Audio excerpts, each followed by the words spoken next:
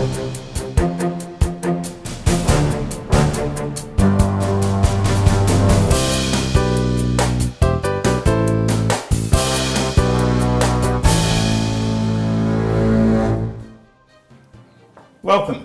Our next guest is Bryan, a candidate for the City of Victor Harbor. Bryan, from your community and business life, what do you bring to council? Thanks, Terry. I've had 25 years or thereabouts in the media industry as a media professional, working in journalism and also in public relations.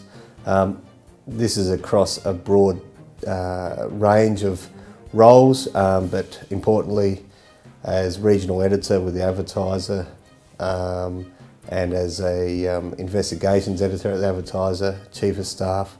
I've served as an editor on community and country newspapers in the Barossa Valley and also up in Alice Springs with great success, and embedded myself in the communities there. That kind of work gives a great deal of exposure to councils and also community groups and how they best operate, and also gives you exposure to where things may have gone wrong as well for councils, how to do things better, ideas. All of that is experience I can bring to the table, as well as a raft of interactions with councils, City of Adelaide Council, Unley Council, just to name a couple, in a professional role, advising and giving them advising and help through situations. I've worked and advised at all levels of government, through federal government, state government departments on projects, and also as a media director with the Fair Work Ombudsman. Good governance of council, what does that mean to you? Good governance of council, it begins with communication. Communication between councillors, but more importantly I would say communication with the constituents and the public, the ratepayers, and then conveying that through with good messaging with council, and being on the same page, or being able to at least have good debate and good discussion and healthy discussion, respectful discussion, to come up with the policies and procedures and practices, and put in place methods to relay what it is that the community wants in the most effective and efficient manner. Over the last 4 years, there's been many instances of disharmony in the council. How would you cope? Discussion, respectful discussion, to come up with the policies and procedures and practices, and put in place methods to relay what it is that the community wants in the most effective and efficient manner. Major issues of the council have been the costs of the council-run businesses, the horse tram, the whale centre, the Tourist Information Office, FRAC and the Waste Management Authority. Have you any views about that? I would say that all of those things are certainly important parts of the makeup of Victor Harbor and the surrounds, and the Fleurieu Peninsula as a whole, in attracting tourism and getting services done. Anything that the council does, or any government body at any level does, to try to improve lifestyles, improve economic viability of a town, it always does come back to management as well. You've got to get the balance right. What can I say about those particular things? I've watched with interest, and I know, I understand some of the issues with them, and some of the discussion around those points. I haven't had any say in how they are done, how they are managed, and how to get through those points. I understand that there are plans in place for a number of ways to address the issues that have come about with the likes of the horse tram, running of the horse tram operations. I know that the swimming pool is a hot topic at the moment, and how we better manage that, or how the cost of managing that is controlled, and the impact on ratepayers is managed. All of those points, it all comes down to not just a knee-jerk reaction, but management over time as well.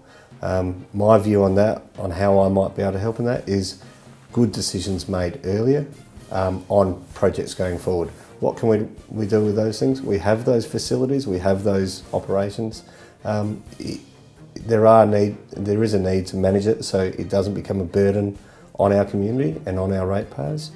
But certainly, I would say that going forward with new projects and new facilities, management has to start right. It has to be there right at the start. Good management comes back to good governance, comes back to communication. Rate issues are a major issue in our community. Your comment? I have a view on that. I'm a ratepayer, and like any individual, we watch our bottom line. As far as rates go for a council, it's up to the council, and in its best ability, to manage rates for for our ratepayers, but also to ensure that the economic viability of the town isn't compromised in that management. So it's a weighing it up. It comes back to rate management and the rates for ratepayers. It's something that isn't just a decision made in May when you're looking at ratepayers. It goes throughout the whole year. It goes for the next 3-4 years. Putting in good strategies and making good decisions, again, with communication and good healthy debate throughout the council process or throughout the processes, so you can actually have that control over the rate base when you come to the decision of making a call on whether there's rate rises or put on hold or even reduced. It comes back to managing it throughout the whole period, throughout the whole duration of your time in council. Council committees, are you prepared to serve on them? I'd be prepared to serve on council committees if there's an alignment with my skill set. I'd serve on council committees where there is an alignment with my skill set. I'm quite sure that there's opportunity there for me to contribute to those committees. I don't see a place for myself on committees where I don't have a skill set that matches the needs of that committee though. Council community forums, Section 41 committees, have you a view? Absolutely. It's essential that your council listens to the ratepayers in the community and listens to ideas and has ideas being brought to the table. A community forum gives an open platform for that to happen, and they should be encouraged. State government is pushing more and more regulations and obligations onto council. Your views?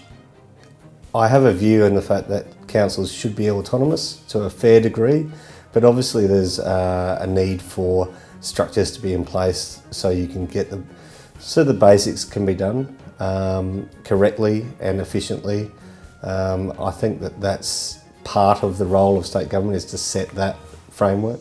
How far it goes, I don't have too much of a view on that at this point, but if I'm in the system and as a councillor, I'm sure that view will grow, and how much pushback there needs to be against that kind of those obligations set by the state government. Rate capping, your thoughts? It's a fairly hot topic, rate capping. As an individual, I like the idea of rate capping, but I do actually think that rate capping could be restrictive for council, in that we have to have a council that is entrusted to operate and make decisions that have the confidence of the community, that they are making the right decisions. I don't know that in the City of Victor Harbor that's been a thing of the past where the community has had confidence in the council to make the right decisions. But I think that to cap rates could actually cut the council, a good council, off at the knees when it comes time to taking opportunities down the track. There is no reason why we cannot manage, or the finances could not be managed better in the City of Victor Harbor across a period of time, a tightening of belts as it would be to keep rates down, and then be in a position where without rate capping, the right decisions can be made in future when we have an opportunity to capitalise on something. I don't think we should be hamstrung by rate capping. We should be making good, solid, correct decisions right throughout. Again, it comes back to that management of facilities and projects. It has to be ongoing. It can't just be at the death knell. Building approvals.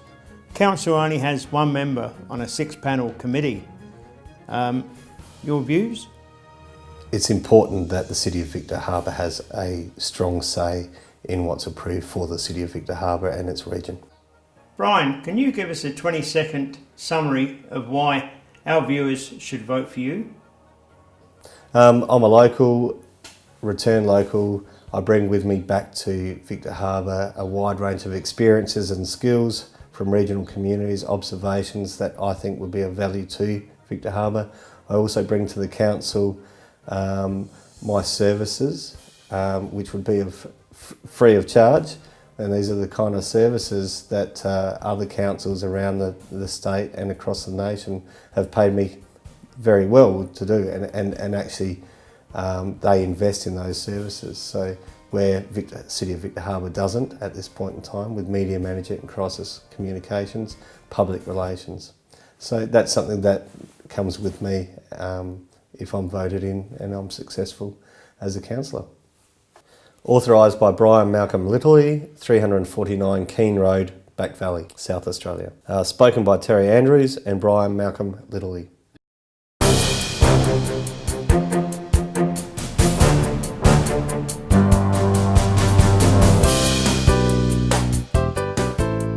South Coast Television, your community, your voice.